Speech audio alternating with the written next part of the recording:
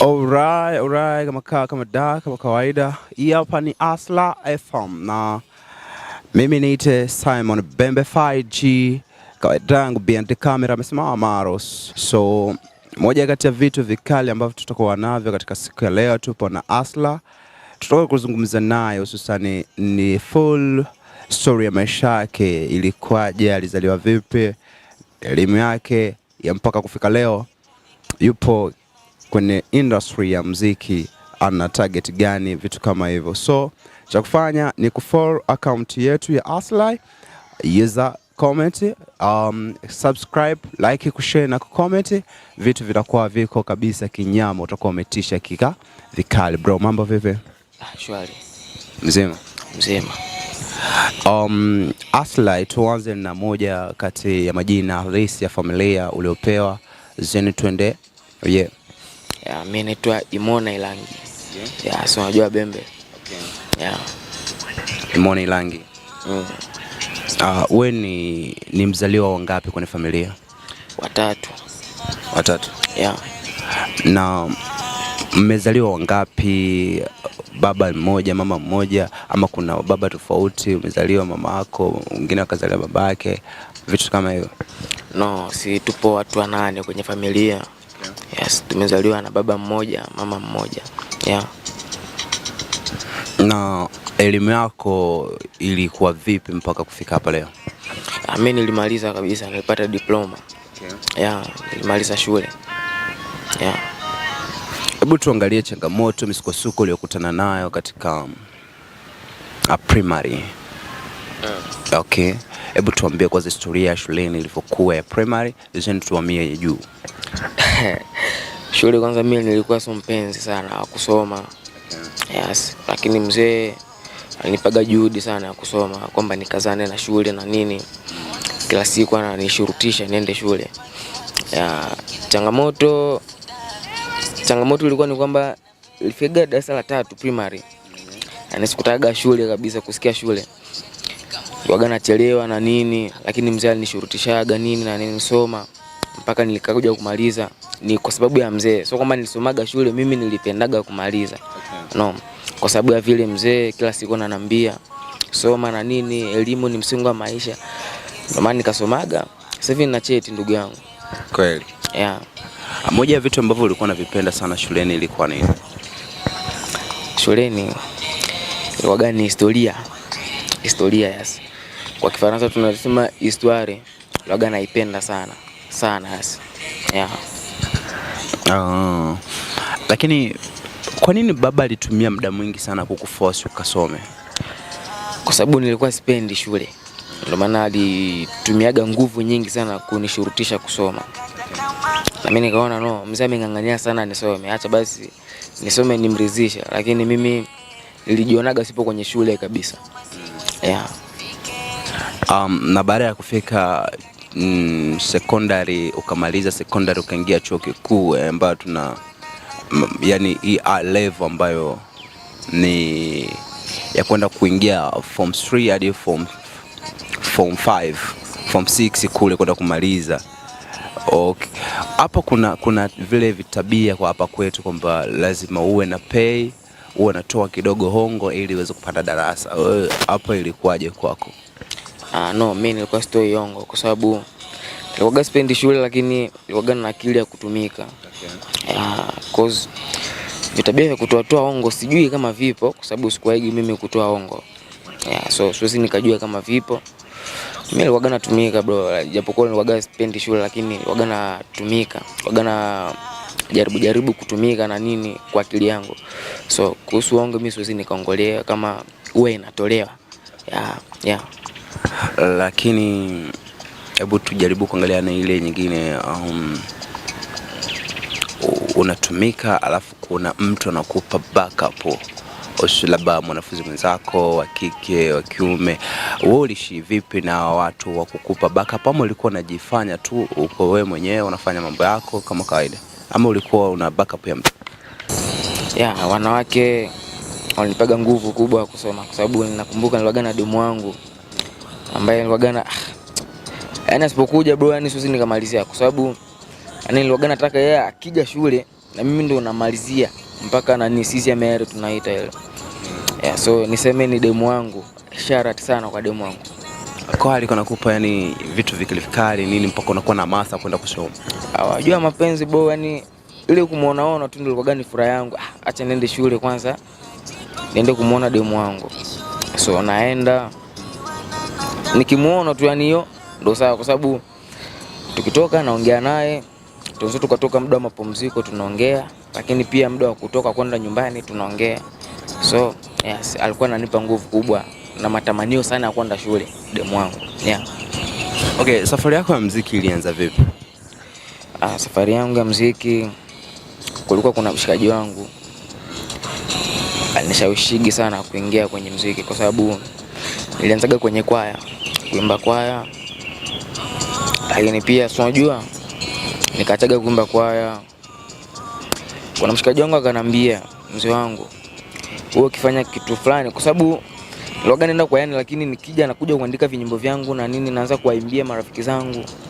Anasema wewe mwanangu unaweza, ukifanya hichi mbona kama unaweza ukafika mbali. Nikaona haina nani, yani haina budi tufanye. Yes, tufanye kwa sababu walionaga na kitu, lakini pia na majirani, watu tunaoishi nao waga ni mpenzi sana wa kuimba. Yani kikaa sehemu nakuwa naimba na nini, wako wananishawishi sana. Unajua kuimba na nini, usifanye muziki na nini. So nikaamua kufanya muziki. Yeah. Hebu tuongee kwanza kanisani. Ulikuwa unafanya kwaya. Of course ukitoka kwayani unakuja kuandika. Na hivi nahisi kwamba kuna vitu viwili vilikuwa vinashindana. Nafsi mbili zilikuwa zinashindana. Maana tunasema dunia alafu kuna kizazi pale, Mungu, familia. Ilikuwa na kushawishi. Why sasa umeamua kuachana na kwaya, kumfanyia Mungu muziki, alafu ukaambatana huko bro? Kwaya niliamwaga kuacha. So kwamba niliamwaga kuacha kwa sababu ya muziki wa Bongo Flava, no.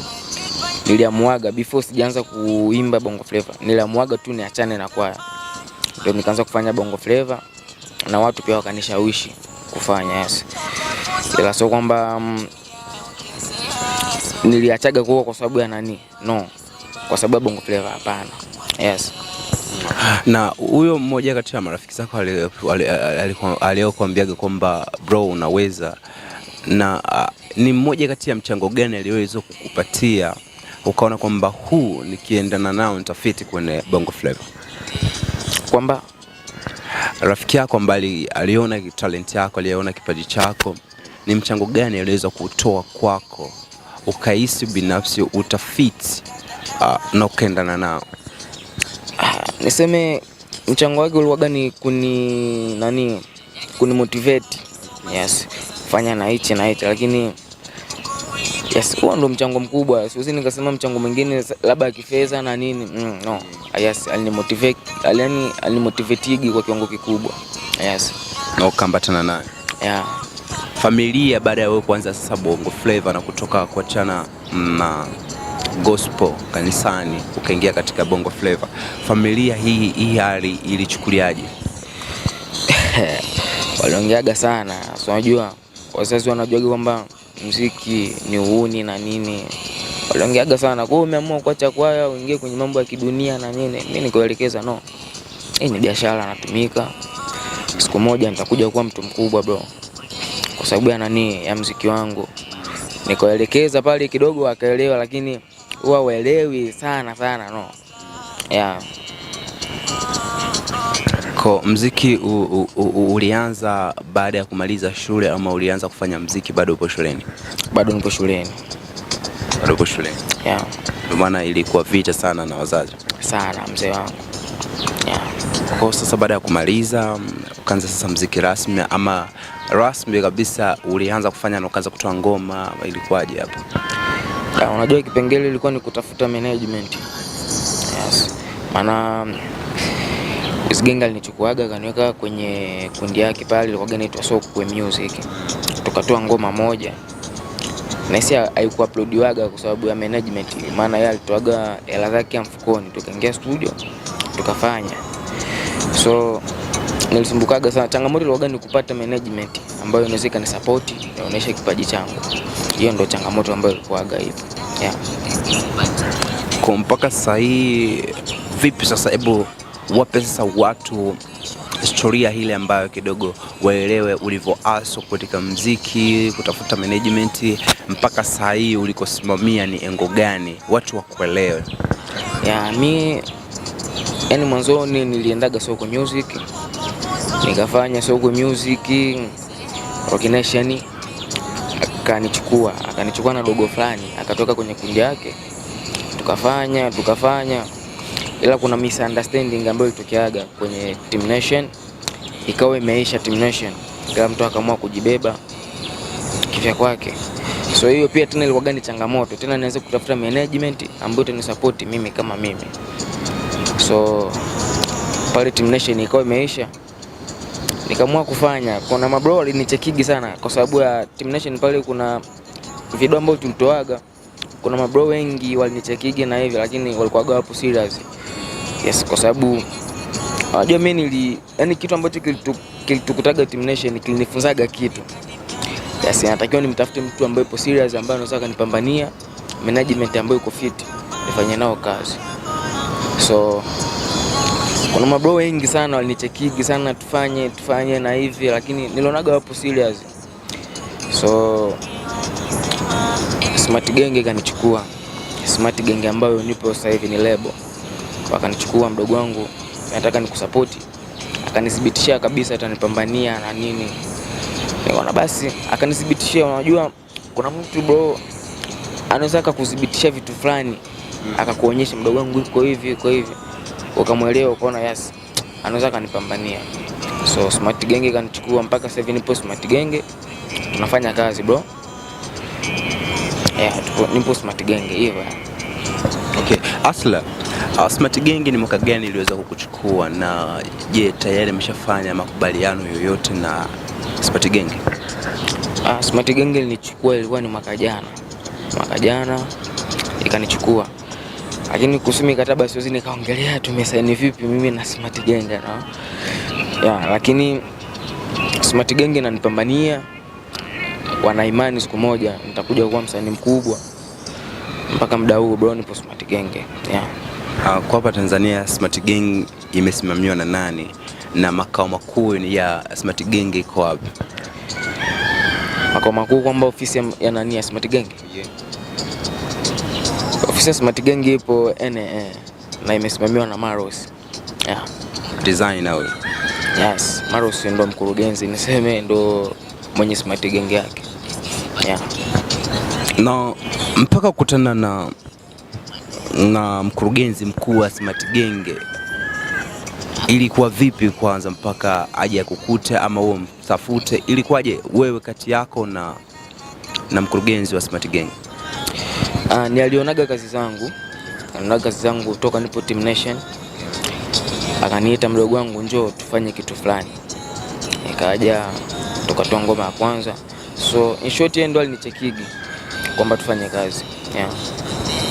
Na hii issue, je, wazazi waliridhia wewe kufanya kazi kwake? Kwa sababu unajua kuna kazi ambazo watu tunazifanya lakini bado wazazi wakakosa radhi ya kwamba kuruhusu fanya. Je, wazazi wameridhia wewe kufanya kazi naye? Wameridhia kwa sababu aliendaga kuonanaga nao before hajaonana na mimi, alianzaga na wazazi akaonana nao kwamba nataka nimchukue mtoto wenu na nini tufanye naye kazi, maana ana kipaji na nini, nataka nimpambanie. Hivyo wazazi waliridhiaga kwa moyo wote kabisa. Dream yako kwenye muziki ni ipi sasa? Kuwa msanii mkubwa. Kwa msanii mkubwa kama Lucky nani? Nataka kuwa msanii mkubwa mimi kama mimi, sio kwamba niwe msanii mkubwa kama fulani, no. Niwe mimi lakini niwe msanii mkubwa mimi kama mimi. Na malengo sasa ya kuwa msanii mkubwa, unatamani kufanya kitu gani ambacho jamii na umma itakwenda appreciate baada ya hicho kitu wa kukifanya na kuwa msanii mkubwa? Nitafanyaga kitu kikubwa ambacho kila mtu atakikubaliki. Na atakubaliki aso zangu. Hicho hivyo. Kweli. Asla FM. So baada ya kuuliza swali kama hilo, kuwa target gani na kitu gani ambacho tuko tukifanya, umma ikakwenda kukifurahia, kukiappreciate. Okay, sahihi kwenye industry yako sasa, unajua ushatoka kwenye upo kwenye industry na kuna watu wengi sana wanakutazama, hususan ni madem bro. Wanaku vipi hapa katikati, kabla hujawa mwanamuziki, hujawa nini, issue ya madem ilikuwaje? Kwanza mimi nilikuwa sio mtu wa kutupiwa nje sana na mademu. Yaani nilikuwa sio mtu wa kukataliwa na nini. Yes. So mademu mimi tangu nyuma kipindi hicho sijaanza muziki, mademu walikuwa wanigombania sana na nini. Lakini nisema labda pengine ilikuwa ni utoto na nini, lakini hata mpaka sasa hivi mimi yani siwezi nikaenda kwa demu afa nitupie nje. I need to know. Hivyo. Lakini tukiangalia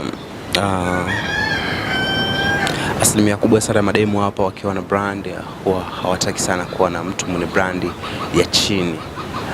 Okay? Tukiachana kwanza na ambao wana brand, ambao wana brand zao, alafu wanataka kuwa na mtu mwenye brand za juu. Alafu tukija kuimagine wewe hii hali unakuwa ni cover vipi? Unakuwa unamtaka demu mwenye brand za juu hapa kwetu? Kwanza mimi hapa kambini huwa mademu hapa kwanza hawezi akaja kunivimbia kwamba eti ana brand na nini. Kwa sababu mademu hapa wana brand yoyote bro. Kwa sababu hakuna demu yoyote ambaye anaweza akaja kuniambia kwamba mimi na brand na nini aje kunitambia. Kwa mademu wote yani bro, nishasema kwamba hakuna demu ambaye anaweza kanitupia nje hapa kambini kwanza. Yes. Na mademu hapa hawana brand. Labda wanaweza kaenda kuwatambia wengine, kwetu ni mashabiki. Na muziki wako baada ya kuingia Smart Gang, so kuna ngoma gani ambazo umeshazifanya zimeiti kwenye YouTube channel yako ya Asla? Kuna ngoma gapi pia ambazo zimetembea, so watu labda waendelee kuzifuatilia? Ni ngapi zile ambazo unaona ziko konki, alafu ni ngapi ambazo umeshazifanya pale? Pale YouTube nimefanya ngoma 6. Yes. Ila My Lover imetembea, Nampenda imetembea, na One Day Yes imeenda, lakini pia na Enjoy imeenda. So hizo ni ngoma ambazo zimeenda. Ngoma hii nilikuwa nimesikia hapa before, unapiga ile ndo inaitwa One Day Yes. One Day. Okay bro, hii video unafanyia mazingira gani hapa, au unatoka nje ya mazingira yetu? Video ya One Day Yes. Video ya One Day Yes sijapangilia kutoa video kwa sababu ni ngoma ambayo nilianzaga nayo. Sikutoaga video kwa sababu ya kuna vitu viliingilianaga. Na kuna misunderstanding ambayo ilitokeaga, so sikuyaongea. Kwa video ya One Day Yes sina mpangilio wa kushuti kabisa. Kwa nini? Kuna vitu ambavyo vilitokeaga, na ukiangalia ni ngoma ambayo haujuisha kaa pale kwa muda mrefu. Sishatoka ngoma zingine, mavideo na nini, so siwezi nikatoa tena video ya One Day Yes. Kuna kitu ambacho mimi sijakielewa na nafikiri hata wanatutazama watu kielewa. Kuna Smart Gang alafu kuna Asla. Ni channel mbili ziko tofauti. Kwa ngoma zinaenda kwenye kampuni au ngoma zinaenda kwenye account yako? Smart Gang ni label. Ni label. Mtu ukisikia label maki kuna wasanii, yani kila msanii ana account yake. So mimi ngoma zangu zipo kwenye channel yangu Asla TZ, ndio inaitwa channel yangu na ndio naitwa mimi Asla TZ. So ukiandika pale tu Asla TZ, ngoma zangu zinakuja pale na kila kitu changu pale. Na kwenye label kuna watu wangapi, ama bado upo wewe mwenyewe? Nipo mimi mwenyewe tu, waga watu wawili, lakini mwenzangu aliendaga Canada. Sasa hivi ipo Canada, kwa hiyo nimebaki peke yangu pale Smart Gang. Na manager anatarajia kitu gani, labda kuongeza sign ya wasanii wengine? Ameona tu kwamba utabaki mwenyewe, au wewe una maoni gani juu ya Smart Gang kwa ajili ya wasanii wengine? Mimi siwezi nikajua kwamba manager anataka kuongeza msanii mwingine au hataki, kwa sababu mimi ni kama mwajiriwa, nimeajiriwa pale Smart Gang. Kwa hiyo masuala ya kumsaini msanii mwingine mimi yani hayaniangalii, yanamhusu manager. Kwa manager yeye ndo anaweza kuwa la kuongea kwamba atataka kumsaini msanii mwingine au nitabaki mimi mwenyewe kwanza. Kwa siwezi nikwambia watu kwamba nitabaki mimi au ataongezeka mwingine. Kwa sasa hivi una mke? No, hapana. Hauna? Na unafikiriaje kuwa na mke, maana asilimia kubwa sana wasanii wetu washakuwa na wake? Siwezi nikawa na mke kwa sababu wasanii wengine wana wanawake au wasanii wengine wana wake na nini ndani. Sijapangilia tu kuwa na mke. Afu ukija kuangalia umri bado. So unajua kuna umri ambao mtu anaweza kufikia afu kapangilia kwa hata tukisema kwamba eti umri ushafikia, lakini sijapangilia kuwa na mwanamke ndani. Okay, lakini bebe uko naye? Bebe? No, nipo single. Single. Ni ngoma gani ambayo unahisi utakwenda kuifanya alafu ukamsogeza bebe wako ukafanya naye hiyo video? Ngoma ni nyingi, ila ngoma ya kufanya na bebe bado haijakuwepo. Ikikuwepo mtaona. Okay. Kwa nini? Sijataka tu, unajua mimi sio mtu sana wa kuweka mahusiano wangu public na nini, kwa sababu naweza nikakwambia na date na, kwa sababu umesema mademu wengi wana brand. Naweza nikakwambia na date na demu ambaye ana brand hapa, afikaje kwa ni taa fulani, kumbe na nini tunashare vitu kama hivyo. So naficha mahusiano wangu kwa sababu ya matatizo. Lakini kuna hili hapa bro. Asilimia kubwa sana ya wasanii wetu wenye majina, nazungumzia wasanii wenye majina. Sitowataja, lakini kuna percent kubwa ambayo majina yao yamekwenda kuoshwa na wanawake. Unanipata hiyo? Nakuelewa.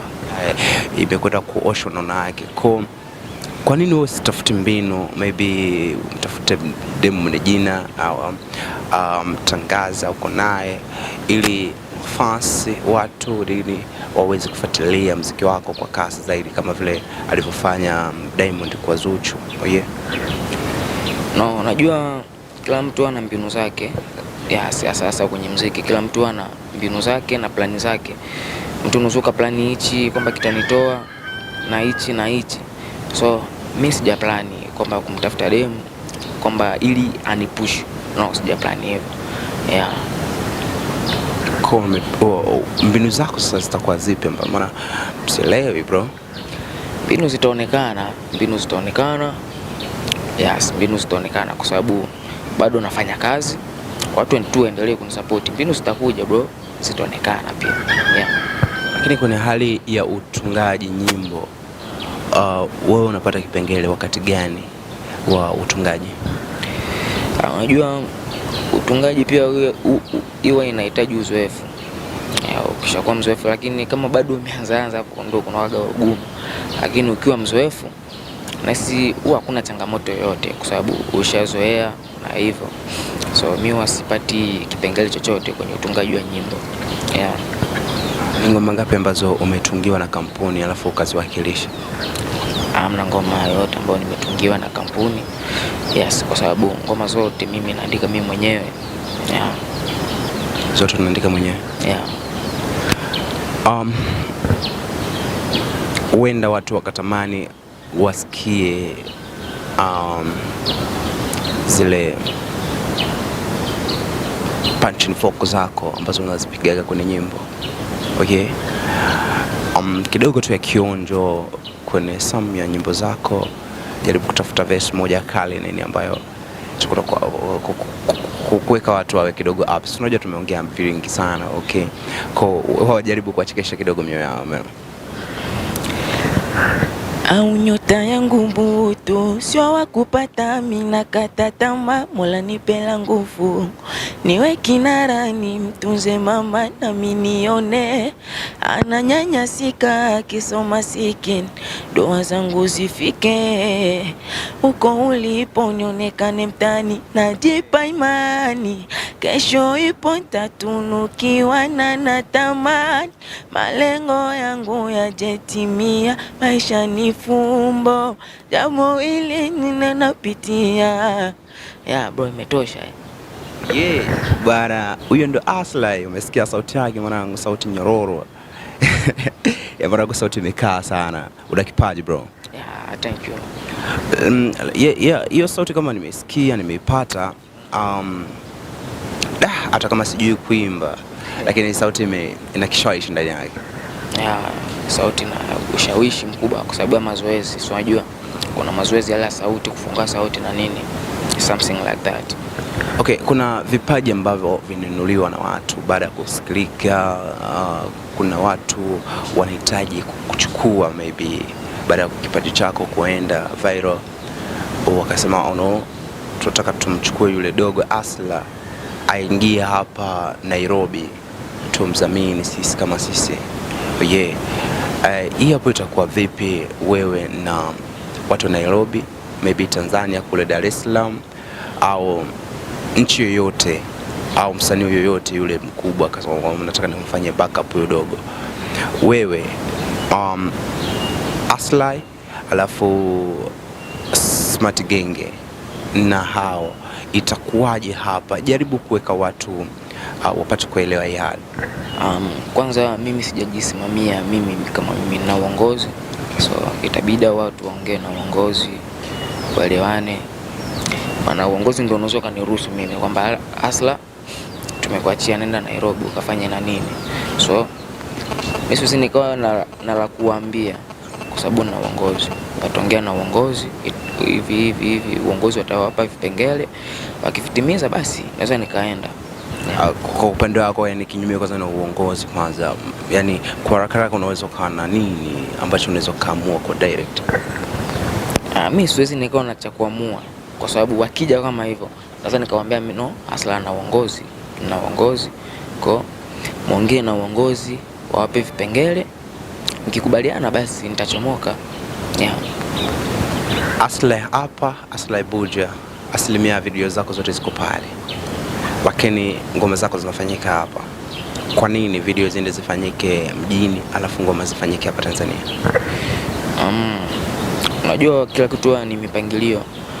Yes, wanaamua tu kwamba audio nifanyie hapa, audio ni video nifanyie nani nje. So lakini hata audio, kuna audio mbili ambazo nimefanya na nani na Element, yule producer wa Rwanda. So lakini sijazi upload. So hata audio pia nafanyaga nje. So ni uamuzi tu, ni kupenda kufanya kitu fulani nikifanya. Watu ambao wanyuma sasa, nyuma ya kampuni, unajua kuna kampuni, kuna wale watu ambao wanamwambia mtu fanya, unaweza. Baada ya kwanza kufanya kazi yako sasa rasmi, muda huu ni watu wangapi, wanani ambao wanakupata 200 mwanangu, unaweza, tumeisikia ngoma zako, kwa endelea kupambana, watu ambao wanakupa moyo kuendelea kufanya kazi wapo?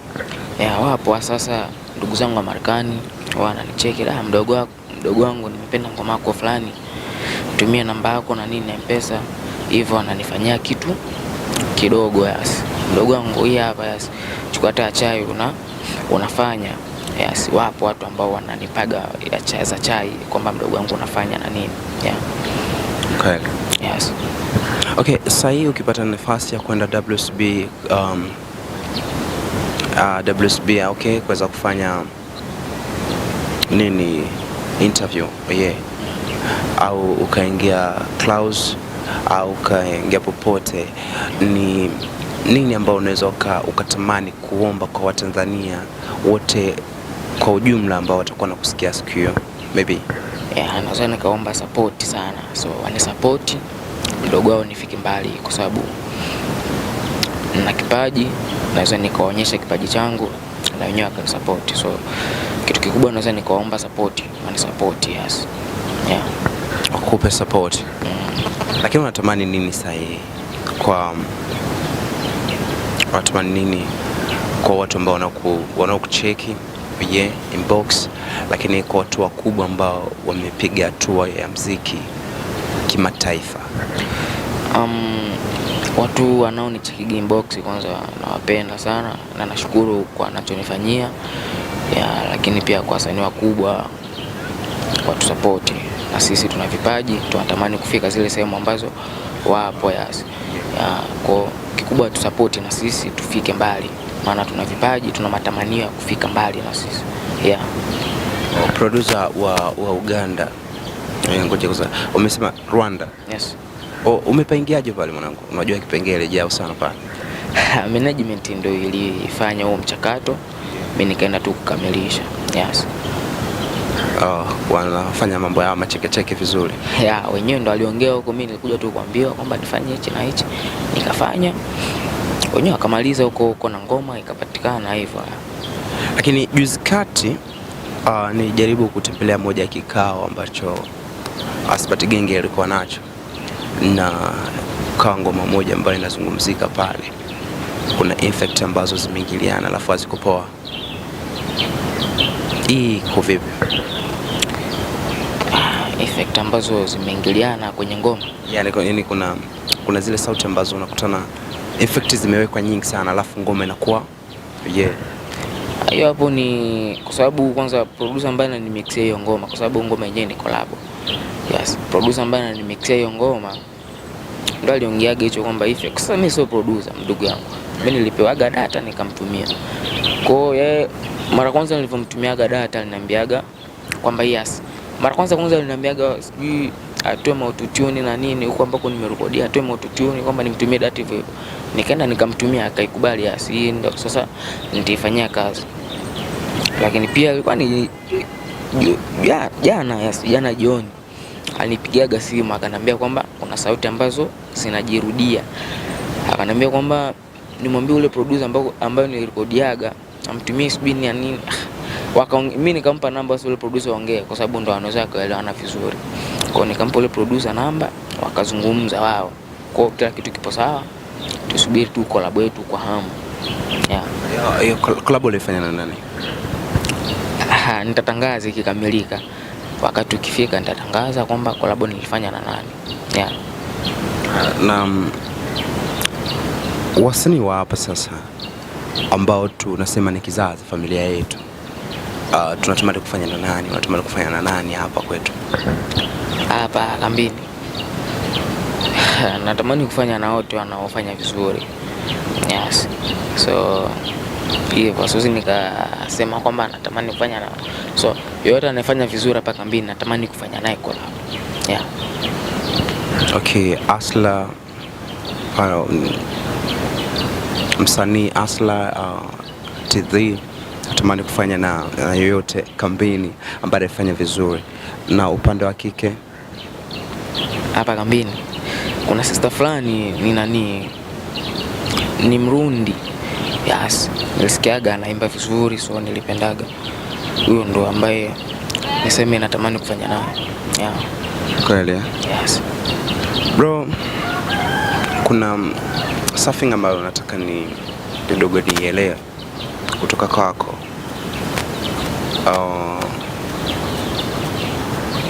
Kuna mademu wengi sana, alafu wanasema upo single, alafu wanasema kuna demu wa Kirundi ambaye anataka kufanya naye kazi. Maybe labda huyo ndo akawa ni mtu ambao upo naye katika mahusiano.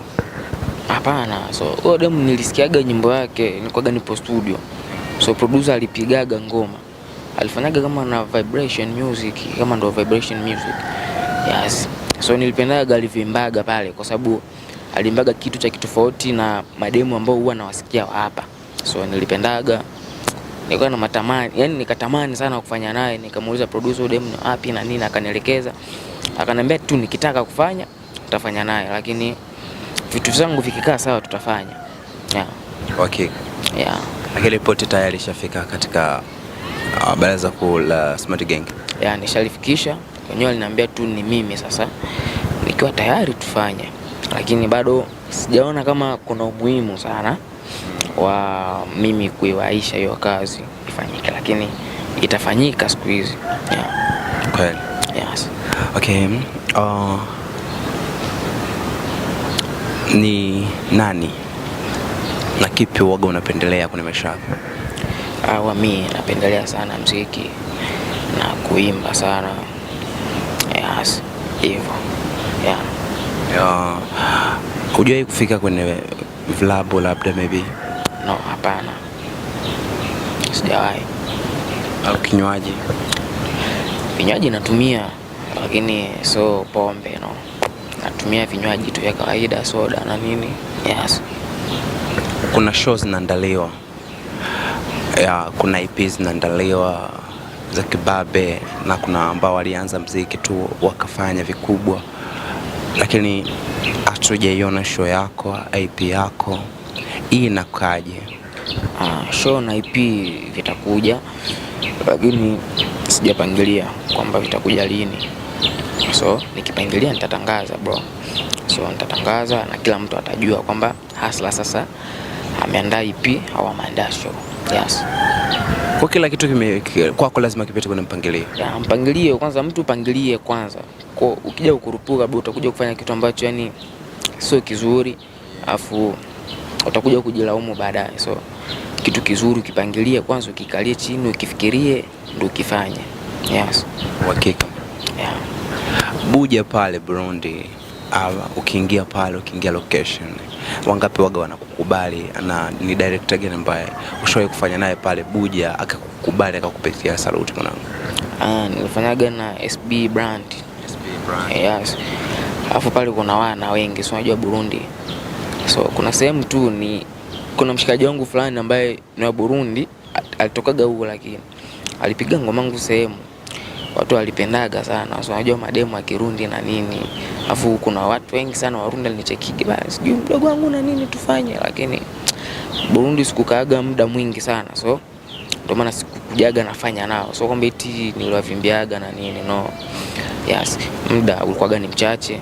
Ukizingatia huku na kule nilikuwa sina vitambulisho. So ilikuwa gani kwanza mimi mwenyewe nilikuwa nakaa kule na kwa ikitokea hapa nimekuja kushikwa, ikaja inaweza ikakuja ni tafrani. So wanangu wa Burundi sikufanyaga nao kwa sababu muda ulikuwa ni mchache, sikuwa na muda mwingi kule. Nikaga tu wiki moja Burundi nikarudi. Okay.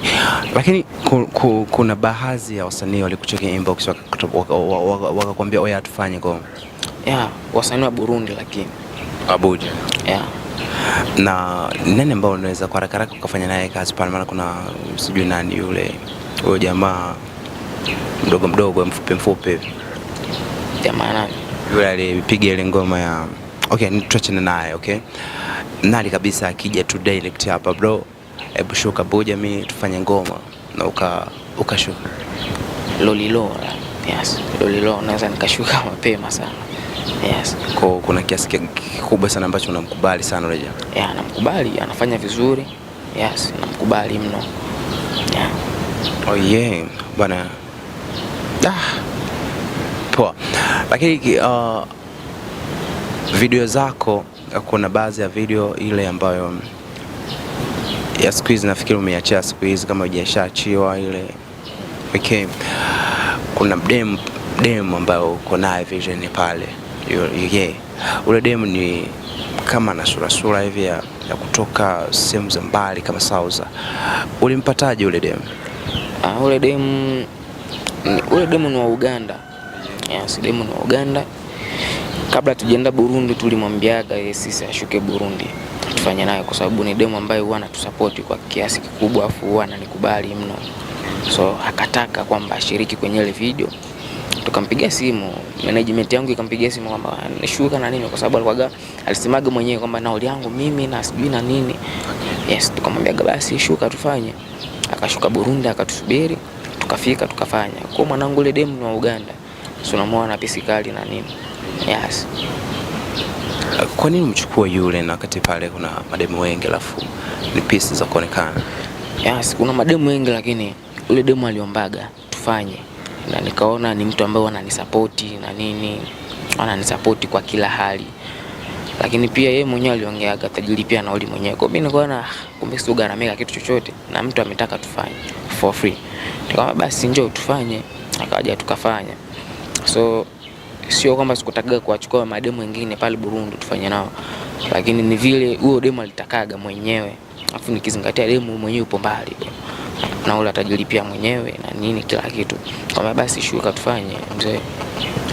Vision yako ya muziki unatamani uifanyie wapi tofauti na hapa kwetu? Unajua kuna muda mtu anatamani ufanye kitu lakini mazingira Aslay, kuna muda mtu anatamani kufanya vision ya muziki alafu muziki wako unataka kidogo uwe kimataifa na sio muziki wa kitoto ambao tunafanya hapa.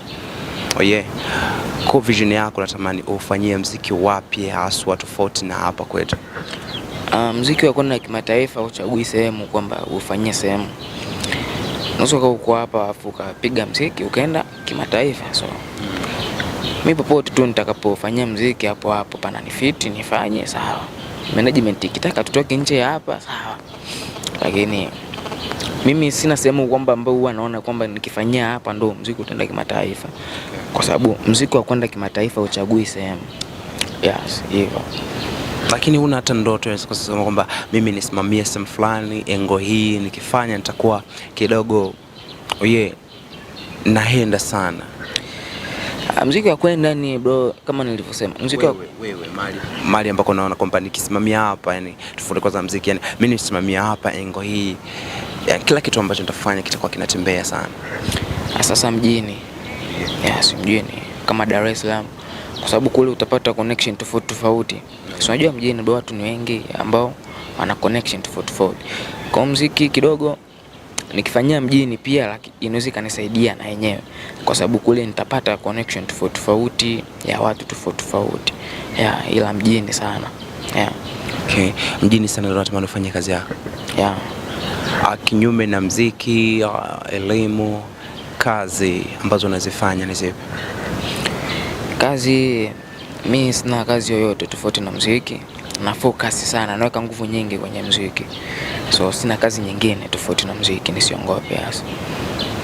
Kwa muziki ndo nakulipa wewe kununua nguo, kiatu, mapamba kali yale ya siku ile? Kawaida, unajua. Kwanza okay, ile browse na ile nani ambayo nilikucheck nayo ile pamba ile mwanangu dawa. Ile imetokea wapi ile siku ile sijui kupata vizuri ile raba nini? Afu yale madini ulikuwa umeyatupia. Hivi vimelipiwa na nauli kutoka wapi? Vile vilitoka Dubai. Yes, bosi wangu ndo alikujaga navyo, maana akaga natoka USA. Akaja ananiletea zile vitu.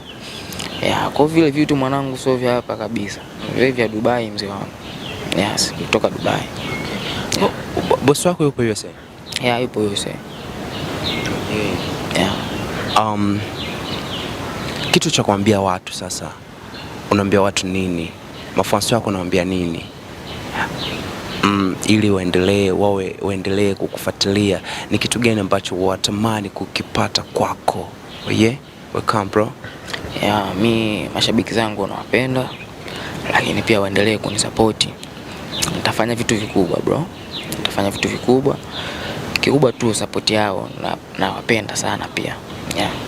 Bada hii hapa ni Aslay FM. Tuseme kwamba tukutane kipindi kijacho.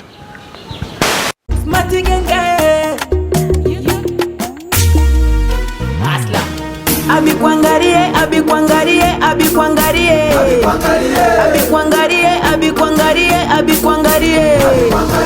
ndo life yangu, ndo maisha yangu, ndo life yangu, hawezi ni changer. Ndo life yangu, ndo maisha yangu, ndo life yangu, hawezi ni changer. Vya madoze njo byangwa, sa kwa nini unifuatilie? Niko nakula kubyangwa, sa kwa nini we usirike? Asejuti kona lare, kwake nijifanye sina memoire. Eti sina moto, sina makuta, simnasemaka sina kipaji. na mbali sitofika. Byako ni byako, byangu ni byangu, byangu abyazikuwa byako. Solo byobe nilio byane, juu ya eto londane. No, no, no, no. Are you so sweet, my boo? Sura yako nolivo cute na tuwape tabu matabibu wanaokuja kutwaribu. Ami na mganyagia energy wa Panado na mganyagia nilivyo mwenyewe na kwake mimi najiachia, yani kadereva naongeza gia. Wenzako na moyo mmoja kushare siwezi mimi. Oh baby, sisi kwa tana watangoja navyokupenda mimi.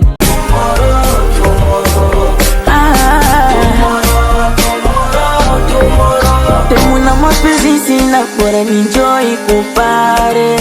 Mara ni mtoe dina, bora niendekeze stare. Minisha choshwa kumizwa, bora nwekeshi baba.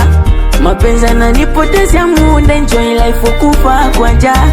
Kama mtapendana, pendane ninyi, sisi bize kula bata. Tushachoshwa siye, mapenzi hayana maana. Nimewachia nyie, tushaumbizwa, bora tutulie. Situko ba, twa enjoy, nyama choma ni kibao, twa enjoy.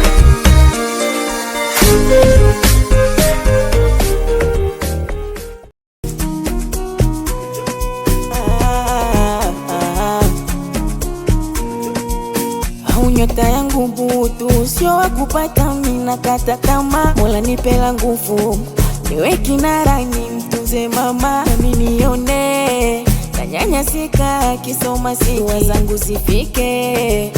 Huko ulipo nekane mtani, najipa imani kesho ipo tatunukiwa na natamani. Malengo yangu yametimia, maisha ni fumbo, labda funzo ili natikia. Niongezea so amtupi mja wake walisema I like your body when you turn around. Akili ushaiteka, obei wane wambasha wanaia sound. Nishakupa moyo sije nitenga, kanizadia pigo nikasarenda. Wendo wangu moyo kitu inapenda, usijejenga choyo ukanitenga. Au baby boo, wanonga mama my lover, mi amor, kasha kichanganya na kale katoto. Nataka malo, baby maloba. Nataka malo, baby maloba. Nataka malo, baby maloba. Nataka malo, baby maloba. Nataka maloba. Nataka maloba. Nataka maloba. Nataka maloba. Nishakupa moyo sije nitenga, kanizadia pigo nikasarenda. Wendo wangu moyo kitu inapenda, usijejenga choyo ukanitenga. Au baby boo, wanonga mama my lover, mi amor, kasha kichanganya na kale katoto.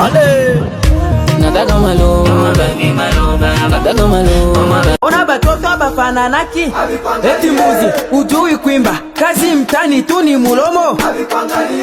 Papa empoli unacha bibi munyumba unachepuka. Yo loba nayo mwanamke sura wala sio chura. Stories za kempu za tamba mtani, Bella mimi anataka fomu. Kuna zingine story sina uhakika ni kweli Teddy kati.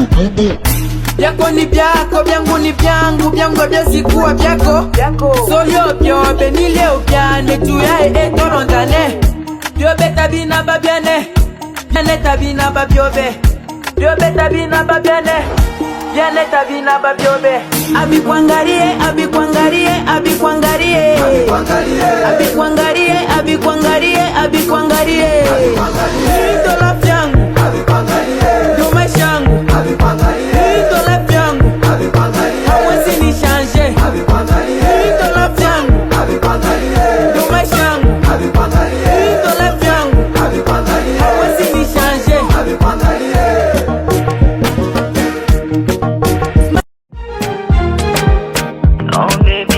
I love you, love you. I love you, love you. I love you, love you, love you more. love you, love you.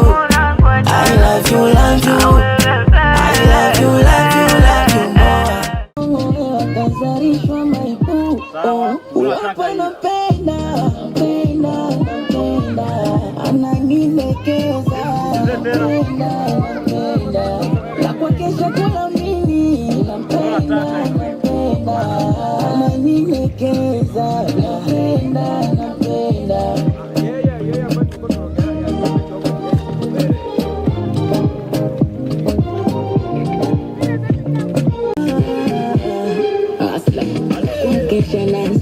Mapenza nayajua samifu nimejipata eti bora najisumbua kipenzi sola mipaka na nipa yote najisosomola kwake napata nachotasha sasa ndoa ninamuoa lake penzi tamu kumuacha siwezi mimi nasiana.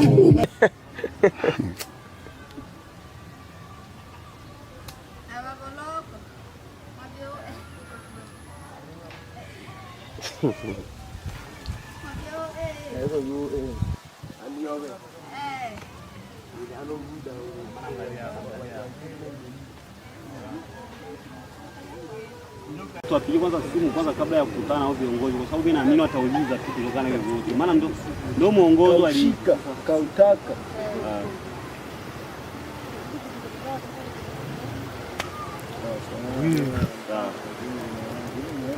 Okay. Le.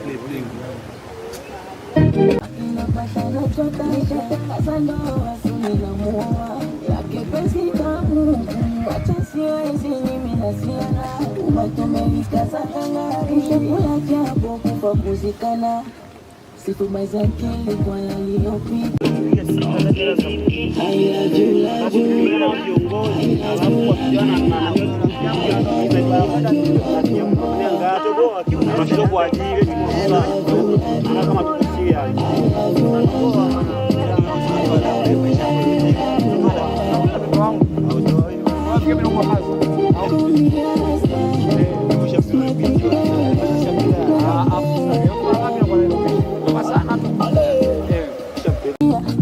kama mtoweza anipenda kanirizia kumuacha siwezi mimi nasiana umetumika zanganga ishu yake hapo kufa kuzikana sifa za akili kwa yaliyopita nina akili za mashabuisha siri ubongo wewe kazarishwa maipu uyopa napenda napenda napenda ananilekeza napenda napenda na kwa kesha kula mimi napenda napenda ananilekeza napenda napenda.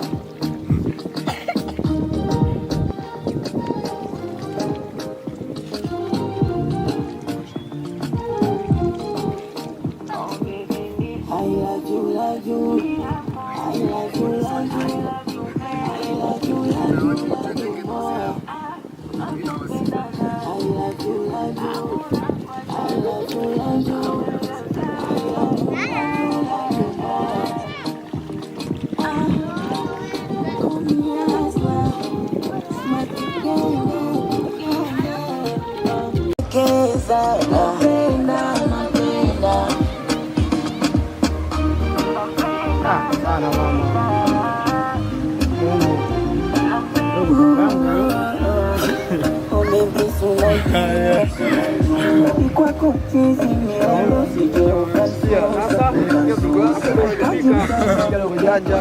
Una mapua Sako chozi kajabu kwa kibaridi mvua Nikumbate famili tujenge Ola na onji kweza eti penzi kujaribia Kachuka mwemtoweza Anipenda kanirisia Wacha siwezi mimi nasiana Tumatumilika zanganga Ishakula japo kufa kuzikana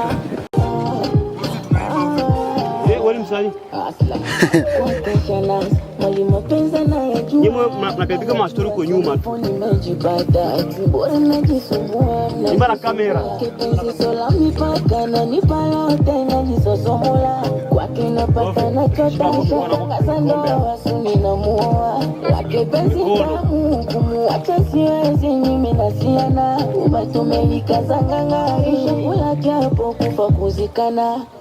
Sifuba za akili kwa yaliyopita, nena akili ya za mashabuisha. Siri ubongo wewe atazarishwa maipu. Uyopa napenda, napenda, napenda. Ananilekeza, napenda, napenda. Na kwa kesha kula mimi, napenda, napenda. Sifuba za akili kwa yaliyopita, nena akili ya za mashabuisha. Siri ubongo wewe atazarishwa maipu. Uyopa napenda, napenda, napenda. Ananilekeza, napenda, napenda. Na kwa kesha kula mimi, napenda, napenda. Ananilekeza, napenda, napenda.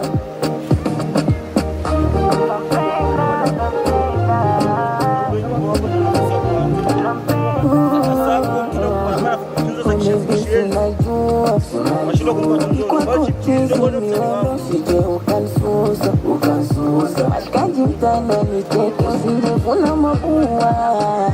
Mweza kochozi kajade wake baridi mvua. Nikumbate famili tujenge. Ola naoji kweza eti penzi kunjaribia. Katuka mwe mtoweza anipenda kanirizia. Umuacha siezi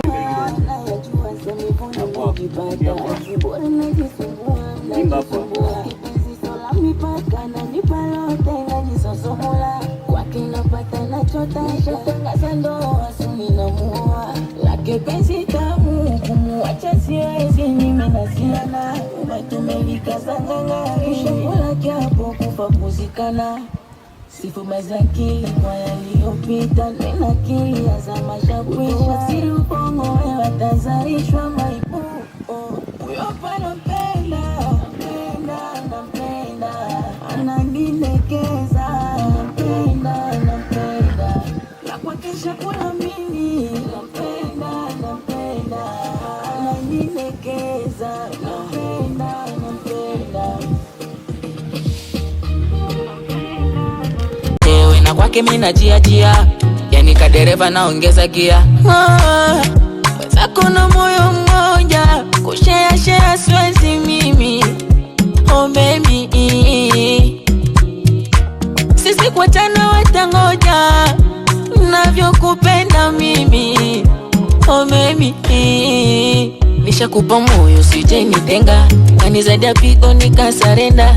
Wendo wangu moyo kitu inapenda, usijejenga choyo ukanitenga. Au baby boo, mi amor, nataka maloba, nataka maloba, nataka maloba, nataka maloba. Ona batoto bafananaki, eti mbuzi ujui kuimba, kazi mtani tu ni mulomo. Papa empoli unacha bibi munyumba unachepuka. Yo loba nayo mwanamke sura wala sio chura. Stories za kempu za tamba mtaani, Bella mimi anataka fomu. Kuna zingine story sina uhakika ni kweli Teddy katu. Byako ni byako, byangu ni byangu, byangu byasikuwa byako. So yo byobe ni leo byane, tuyae etorondane. Byobe tabina babyane, byane tabina babyobe.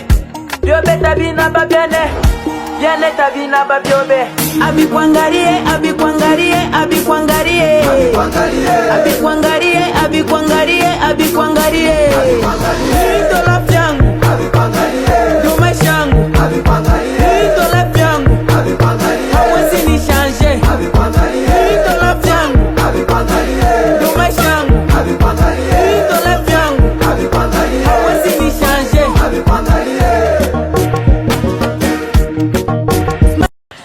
Kwa sababu nilikuwa sipendi shule, ndio maana alitumiaga nguvu nyingi sana kunishurutisha kusoma. Na mimi nikaona no, mzee ameng'ang'ania sana nisome, acha basi nisome nimridhisha, lakini mimi nilijionaga sipo kwenye shule kabisa. Yeah. Na baada ya kufika secondary, ukamaliza secondary ukaingia chuo kikuu ambayo tuna yani level ambayo ni ya kwenda kuingia form 3 hadi form 5, form 6 kule kwenda kumaliza. Okay. Hapa kuna vile vitabia kwa hapa kwetu kwamba lazima uwe na pay, uwe natoa kidogo hongo ili uweze kupata darasa. Hapa ilikuwaje kwako? No, mimi nilikuwa sitoi hongo kwa sababu nilikuwa sipendi shule, lakini nilikuwa na akili ya kutumika. Cause vitabia vya kutoa hongo sijui kama vipo kwa sababu sikuwaigi mimi kutoa hongo. So siwezi nikajua kama vipo. Mimi nilikuwa natumika bro, japokuwa nilikuwa sipendi shule, lakini nilikuwa natumika. Nilikuwa na jaribu kutumika na nini kwa akili yangu. So kuhusu hongo mimi siwezi nikaongolea kama uwe inatolewa. Yeah. Lakini hebu tujaribu kuangalia na ile nyingine, unatumika alafu kuna mtu anakupa backup, labda mwanafunzi mwenzako wa kike wa kiume. Wewe ulishi vipi na watu wa kukupa backup, ama ulikuwa unajifanya tu uko wewe mwenyewe unafanya mambo yako kama kawaida, ama ulikuwa una backup ya mtu? Wanawake walinipaga nguvu kubwa kusoma kwa sababu ninakumbuka nilikuwa na demu wangu ambaye nilikuwa na yani asipokuja bro, yani siwezi nikamalizia kwa sababu yani nilikuwa nataka yeye akija shule na mimi ndo namalizia mpaka nani sisi amere tunaita ile. So niseme ni demu wangu, shout sana kwa demu wangu. Kwa alikuwa anakupa yani vitu vikali nini mpaka unakuwa na masa kwenda kusoma? Unajua mapenzi bro, yani ile kumuona tu ndio ilikuwa ni furaha yangu. Acha niende shule kwanza, niende kumuona demu wangu. So naenda nikimuona tu, yani hiyo ndio sawa, kwa sababu tukitoka naongea naye, tunaweza tukatoka muda wa mapumziko tunaongea, lakini pia muda wa kutoka kwenda nyumbani tunaongea. So yes, alikuwa ananipa nguvu kubwa na matamanio sana ya kwenda shule demu wangu. Okay, safari yako ya muziki ilianza vipi? Safari yangu ya muziki, kulikuwa kuna mshikaji wangu alinishawishigi sana kuingia kwenye muziki kwa sababu nilianzaga kwenye kwaya, kuimba kwaya. Lakini pia unajua nikaachaga kuimba kwaya. Kuna mshikaji wangu akanambia, mzee wangu, wewe ukifanya kitu fulani, kwa sababu nilikuwa naenda kwayani, lakini nikija nakuja kuandika vinyimbo vyangu na nini, naanza kuwaimbia marafiki zangu. Anasema wewe mwanangu unaweza, ukifanya hichi mbona kama unaweza ukafika mbali. Nikaona haina nani, yani haina budi tufanye. Yes, tufanye kwa sababu walinionaga na kitu, lakini pia na majirani, watu tunaoishi nao waga ni mpenzi sana wa kuimba. Yani kikaa sehemu nakuwa naimba na nini, wako wananishawishi sana. Unajua kuimba na nini, sifanye muziki na nini. So nikaamua kufanya muziki.